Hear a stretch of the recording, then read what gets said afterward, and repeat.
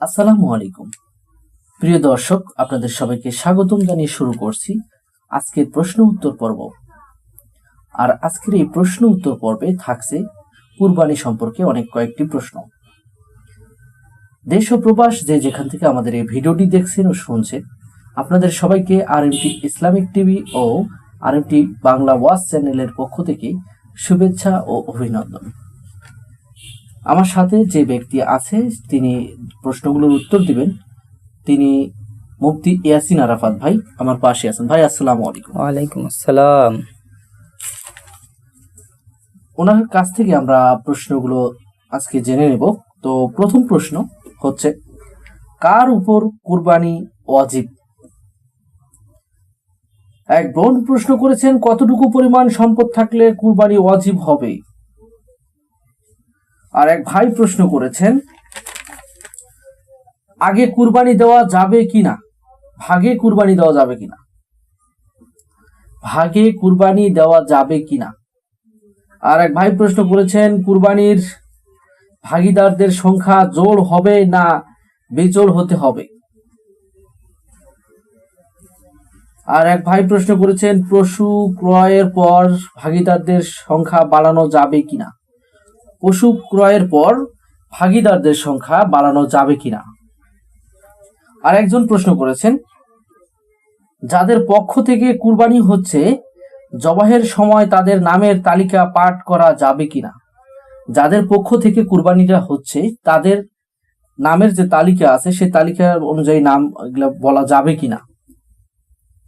আরেকটি প্রশ্ন আছে, সেটি হচ্ছে, কুরবানির প্রাণীর মাংস অনুমান করে বন্টন করা যাবে কিনা। কুরবানির পশুর মাংস অনুমান করে বন্টন করা যাবে কিনা। আরেকজন প্রশ্ন করেছেন, গোশত কয় ভাগ করতে হবে, 3 ভাগ করা জরুরি কিনা। আরেকজন প্রশ্ন করেছেন, ঋণ করে কুরবানি করা যাবে কিনা। তা চলুন আমরা এই প্রশ্নগুলোর উত্তর জানি মুফতি ইয়াসিন আরাফাত ভাইয়ের কাছ থেকে। হ্যাঁ, আপনাকে আসসালামু আলাইকুম, আবারও মোবারকবাদ। আমাদের চ্যানেলে আপনি আসছেন, আপনাদের সবাই, আপনার দর্শক এবং আমার পক্ষ থেকে, আমার এই চ্যানেলের পক্ষ থেকে আপনাকে অনেক অনেক ধন্যবাদ। তো আজকে দর্শকের একটি প্রশ্ন আমার হাতে চলে এসেছে, কয়েকটি প্রশ্ন, তার মধ্যে আমি প্রশ্নগুলো জানিয়ে দিলাম। তো এখন আপনার কাছ থেকে আমরা জানতে চাচ্ছি, বা আমাদের দর্শক জানতে চায়, কার উপর কুরবানি ওয়াজিব? আসসালামু আলাইকুম রহমতুল্লাহি ওবারাকাতুহ। সকলকে অসংখ্য ধন্যবাদ ও মোবারকবাদ। তো যে প্রশ্নটি আমাকে করা হলো, কোন ব্যক্তির উপর কুরবানি ওয়াজিব?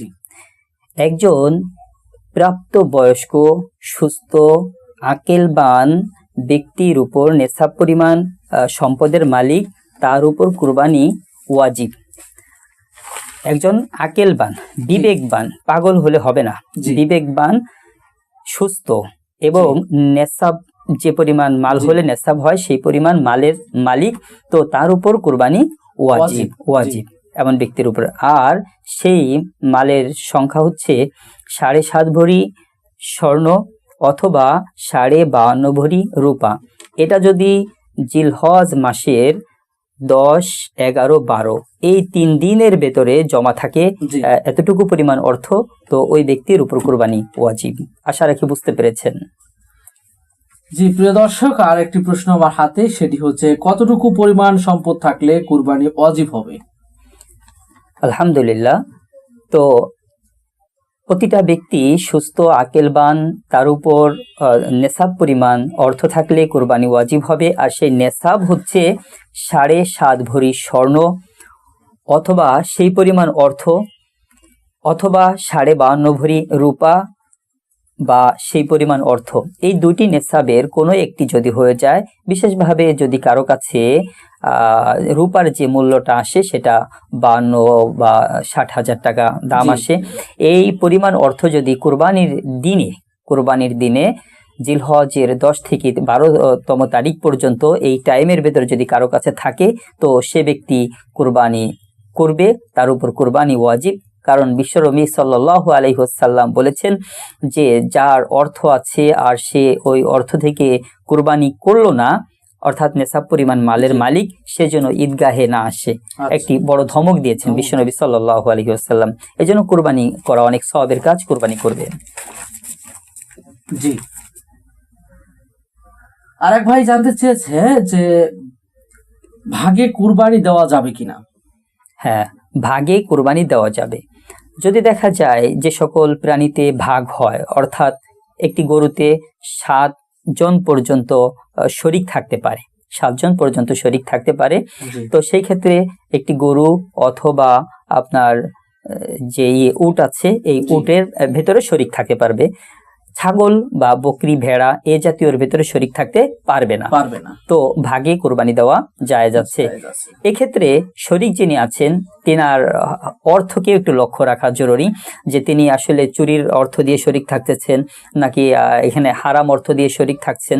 যদি তার টোটাল অর্থটা মনে হয় যে না হারাম এবং হারামের সাথেই সেই সম্পৃক্ত থাকে, তো সেই ক্ষেত্রে এই ধরনের ব্যক্তিদেরকে অ্যাভয়েড করা, তাকে অংশীদার না করা, পরহেজগার ভালো মানুষকে শরীক করা। জি, আশা রাখি বুঝতে পেরেছেন। আরেক ভাই জানতে চেয়েছেন কোরবানির ভাগীদারদের সংখ্যা জোড় হতে হবে না বিজোড় হতে হবে। প্রিয় ভাই, সর্বোচ্চ 7 জন হতে পারবে। তো এর মাঝে জোড় থাকলেও চলবে, বেজোড় থাকলেও চলবে, কোনো অসুবিধা নেই।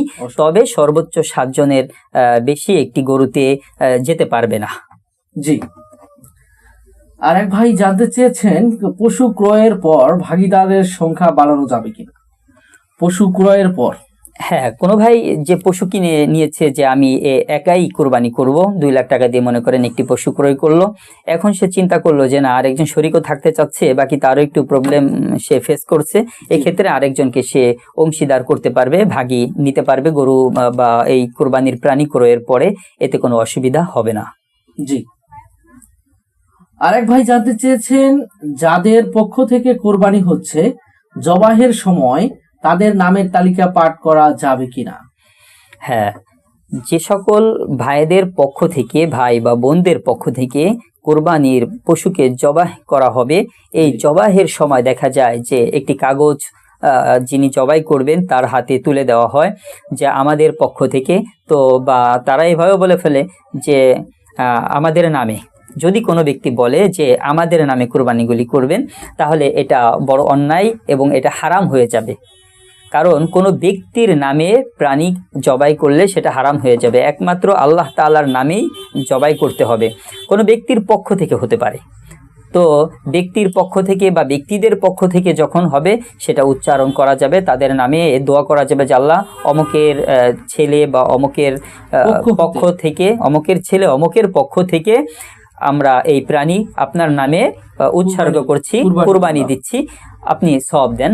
এভাবে করে আল্লাহ তাআলার কাছে সওয়াব চাওয়া যাবে। জবাই করার সময় কি এই সব নাম পাঠ করা যাবে না? তাহলে কিভাবে এই নামগুলো যে দিল, তাহলে জবাই করার সময় কি কোনো নাম পাঠ করা উচিত হবে কিনা? হ্যাঁ, নাম পাঠ করা যাবে, যে আল্লাহ তাআলার কাছে সাহায্য চাওয়া যে আল্লাহ এই যে এরা কোরবানি করছে আপনার নামে, তো সেই ক্ষেত্রে আপনি তাদের কোরবানিকে কবুল করুন, এভাবে এটা বলা যাবে, কোনো অসুবিধা নেই এখানে।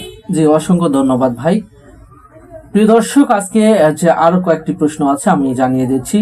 কুরবানির প্রাণীর মাংস অনুমান করে বন্টন করা যাবে কিনা। কুরবানির প্রাণীর মাংস অনুমান করে বন্টন করা যাবে কিনা। হ্যাঁ প্রিয় ভাই, কুরবানির প্রাণীর মাংস অনুমান করে বন্টন করা যাবে, তবে সবচেয়ে উত্তম বিষয় হচ্ছে যে আপনি 3টি ভাগ করলেন, একটি ভাগ নিজের জন্য, একটি ভাগ গরিব যারা আছে সমাজে তাদের জন্য, আর একটি ভাগ সেটা আত্মীয় স্বজনদের জন্য। এই বন্টনের মাঝ থেকে আপনি যখন চাবেন যে না আমি একটু বেশি রাখবো কোনো ক্ষেত্রে, তো সেটা আপনি পারবেন, কোনো অসুবিধা নেই। আবার গরিবকে একটু বেশি দিতে চান সেটাও আপনি দিতে পারবেন, তাতেও কোনো অসুবিধা নেই। তবে 3টি ভাগ করে বন্টন করতে সুবিধা হয়, বন্টন করে নেওয়াটাই বেটার, ভালো। জি, গোস্ত কয় ভাগ করতে হবে? 3 ভাগ করা জরুরি কিনা। এক ভাই জানতে চেয়েছেন গোস্ত কয় ভাগ করতে হবে, কুরবানির গোস্ত 3 ভাগ করা কি জরুরি কিনা। হ্যাঁ ভাই, সুন্দর প্রশ্ন করেছেন। আমাদের সমাজে মনে করা হয় যে কুরবানির প্রাণীর মাংসকে, গোশতকে 3 ভাগে বিভক্ত করতে হবে, এটাই মনে হয় যে জরুরি। না ভাই, এমনটি জরুরি নয়। যিনি কুরবানি দাতা এতটুকু পরিমাণ গোশত হয়েছে যে তিনি একবেলা নিজের আত্মীয় স্বজন গরিব ও সবাইকে নিয়ে খেয়ে শেষ করতে ফেলতে পারবেন। তো সেই ক্ষেত্রে তিনি খেয়ে ফেলতে পারবেন, কোনো অসুবিধা নেই।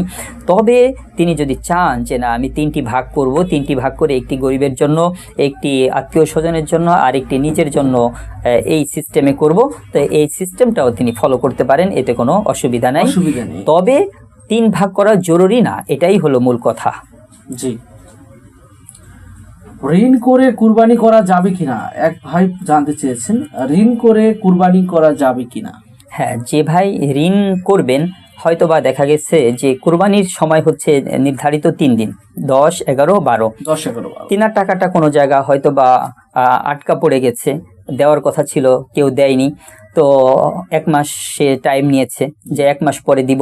তো এই ভাই নিশ্চিত জানে যে সে এই ঋণকে পরিশোধ করতে পারবে। তো কুরবানির দিন চলে গেলে কুরবানি করতে পারবে না, এত বড় বৃহৎ একটি সব থেকে সে বঞ্চিত হবে। তো সে যেহেতু নিশ্চিত যে তার সম্পদ থেকে সে এই কুরবানি করার জন্য যে ঋণটা করবে সেটা পরিশোধ করতে পারবে, তো সেই ক্ষেত্রে এই টাইমে সে ঋণ করে কুরবানি করতে পারবে, কোনো অসুবিধা হবে না। তবে যিনি গরিব, যে না একটি দ্বিধাদ্বন্দ্বের মাঝে আছেন, সন্দেহের মাঝে আছেন, পারবেন কি পারবেন না এটা শোধ করতে, পরিশোধ করতে, তো তার জন্য না করাটাই উত্তম। যার পক্ষ থেকে শোধ করার মতো প্রবল ধারণা আছে এবং পারবে, এটাই 100% তার বিশ্বাস, সে করতে পারবে। কিন্তু দুর্বল যিনি আছেন তিনি এদিকে না যাওয়াটাই উত্তম। জি। আজকের সর্বশেষ আরেকটি প্রশ্ন, সেটা হচ্ছে মৃত ব্যক্তির পক্ষ থেকে কুরবানি করা যাবে কিনা। হ্যাঁ ভাই, সুন্দর প্রশ্ন। মৃত ব্যক্তির পক্ষ থেকে কুরবানি করা যাবে কিনা? যাবে। বিশ্বনবী সাল্লাল্লাহু আলাইহি ওয়াসাল্লামের ইন্তেকালের পরে বিশ্বনবী সাল্লাল্লাহু আলাইহি ওয়াসাল্লামের পক্ষ থেকেও কুরবানি করা হয়েছে। তো মৃত ব্যক্তির পক্ষে অন্য কোনো ব্যক্তি কুরবানি করতে পারবে।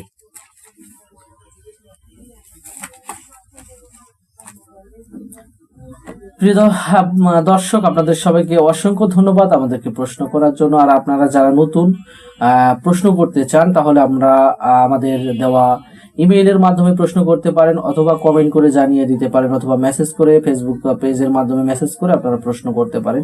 আপনাদের যে কোনো প্রশ্ন থাকলে আমরা অবশ্যই উত্তর দেওয়ার চেষ্টা করব। আজকের অনুষ্ঠানটি এখানেই শেষ হয়ে গেল। দেখা হচ্ছে পরের